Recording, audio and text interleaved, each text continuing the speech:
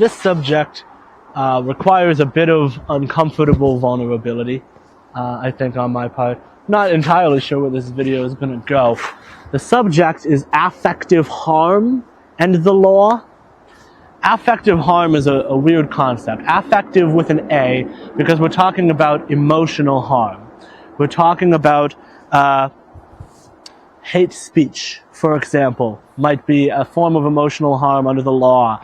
Harassment, debatably, as long as there's no physical component to the harassment, can also be considered a form of emotional harm. Fighting words. You say something that constitutes somebody else punching you in the face. So their assault is not an assault because they have fighting words. That's a real legal statute. Fighting words in some places. That's a form of affective harm. I would say adultery. Adultery law is a form of affective harm because them cheating on you technically is the thing that's illegal, and that's a physical action, right? But the reason it's illegal is because it hurts your feelings, probably, mostly, or at least it violates the contract of marriage, and no matter how far back you take it, the reason for the existence of the contract of marriage is because it hurts your feelings. So adultery law falls under this. There's a lot that people do that is feelings related in this stuff. I even read a book about the death penalty that in some sections seemed like it was arguing that the death penalty is affectively necessary.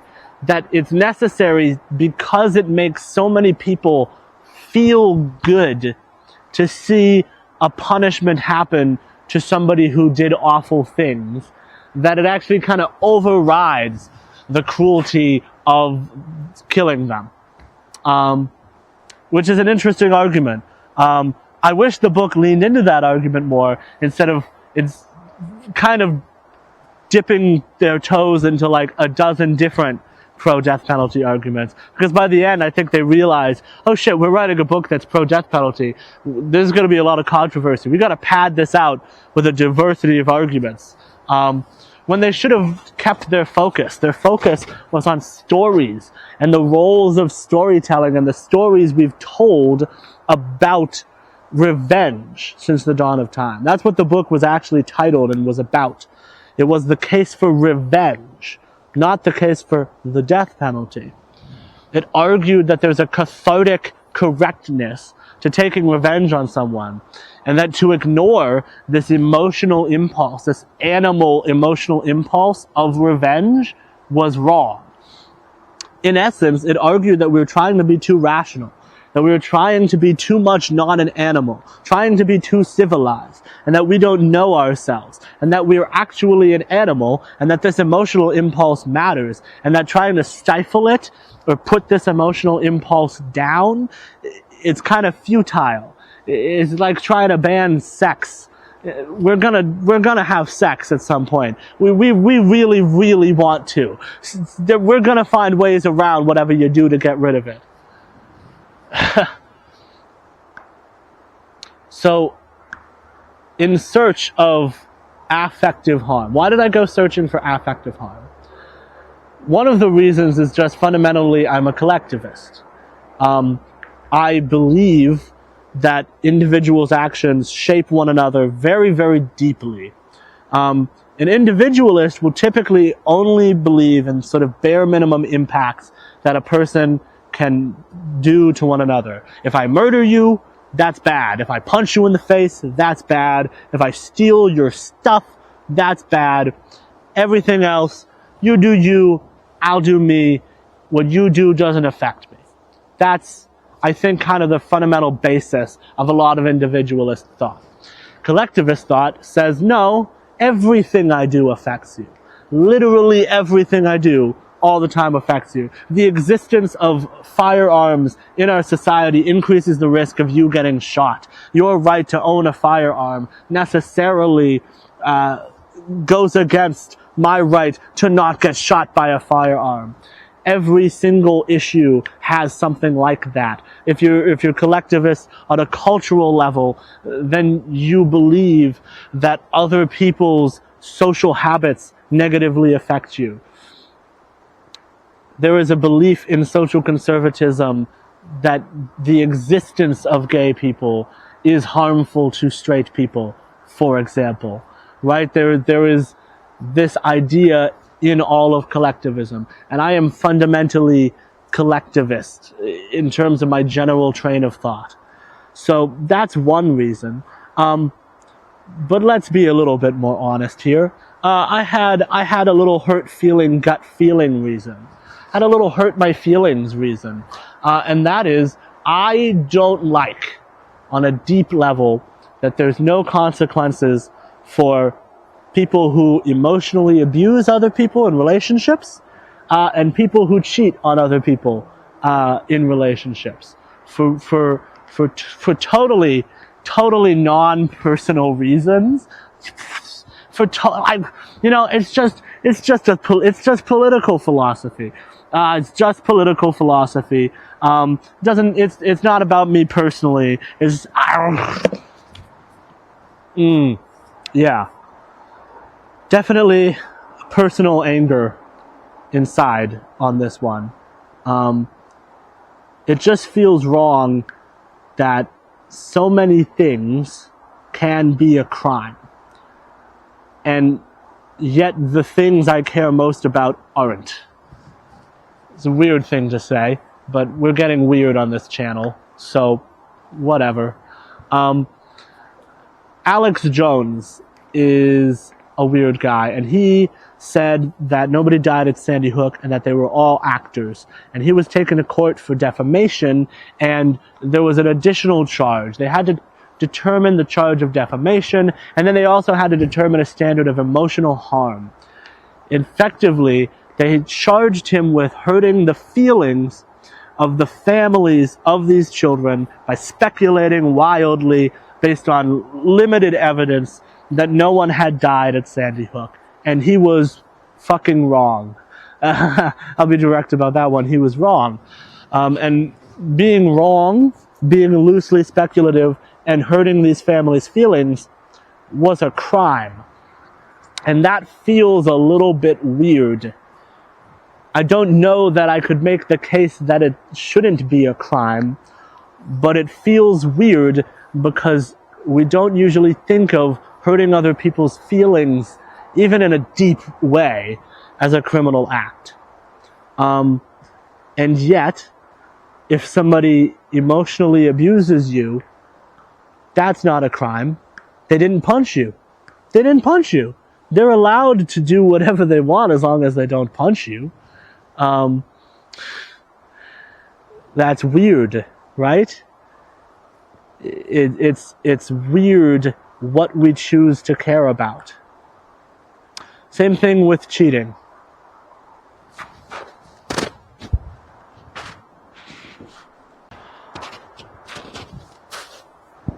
When you get cheated on, that's obviously an emotional event, and it's also a violation of contract. It really is.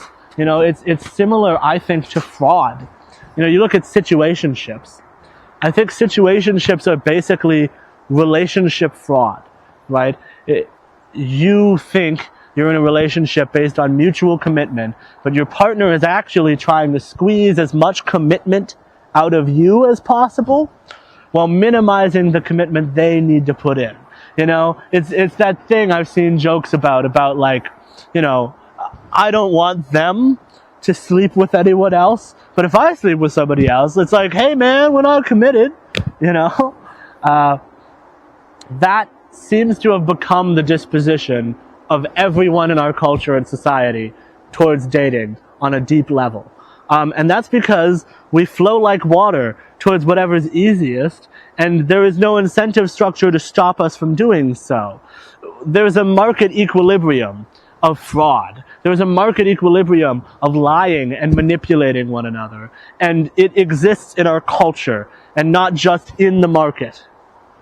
And that is going to necessarily lead to a bunch of cheating or realistically non-cheating cheating. Because It used to be that you would get married and you would have a legal contract, and that was between you and this other person, and neither of you slept with one another, and there was laws against you sleeping with someone else. They're called adultery laws.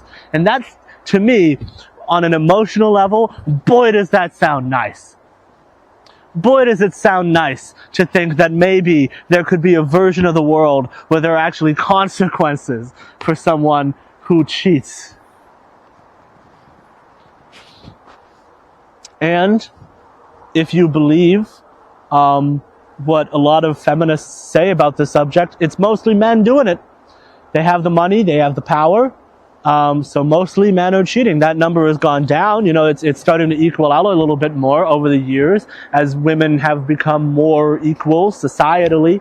But to this day, men still cheat slightly more than women on average. So what I'm talking about, despite the history being,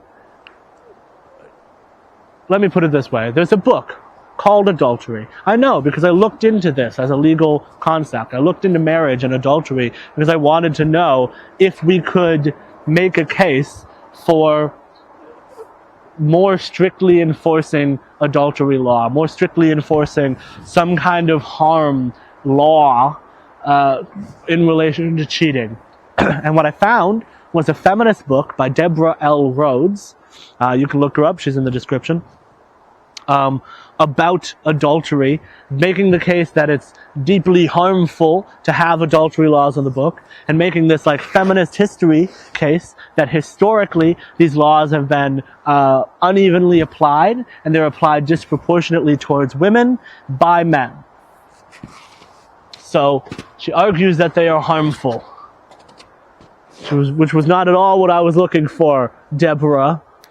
And it's impossible to find a book saying, no, adultery laws are cool, actually. That doesn't exist. There's the status quo of adultery laws existing, and then there's book arguing they're bad. There's not a lot of books arguing, no, they should keep the status quo on this one.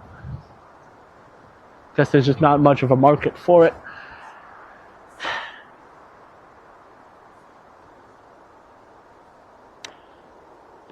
It feels fundamentally wrong that we can, to some degree, care about affective harm and not care about this. Let's go back to situationships. The way that they're like fraud. If you go to like buy a car and the guy just blatantly lies to you about the specs of the car, that's illegal. We have laws against it. And in fact, many people have argued that part of the problem with a free market libertarian vision of society is that in order for a market to function, it needs to have at least some bare bones legal protections against people outright lying and scamming each other. And I would argue that the proliferation of scams in the modern day is a direct result of the fact that we have let the market go in such a free direction, that we have let things get so neoliberal, that we have been so voluntarist and so unattuned to the human vulnerabilities of being scammed, that we haven't used law as a tool to protect people from their own lack of thoughtfulness, their own inability to identify a scam before it happens, that we've allowed scammers to come in, get the money, get out, and then leave without consequence. Because technically, everything they did interaction-wise was voluntary. Everything about a scam is voluntary. If a Nigerian prince calls you and says he'll reward you later down the line with more money if you give him money now, you're voluntarily giving him money. You can't have a law against giving somebody a gift. It's all voluntary. But you can, though. You can probably have some kind of a law against scammers, against liars. He didn't give you that money back. He's not a Nigerian prince. You can have laws against that. There can and should be consequences for industries whose entire existence preys on people's vulnerabilities. And our relationship frameworks right now are the same exact thing. Our relationship frameworks prey on our every vulnerability. And that's what we're taught to do to others as well. And it's exhausting.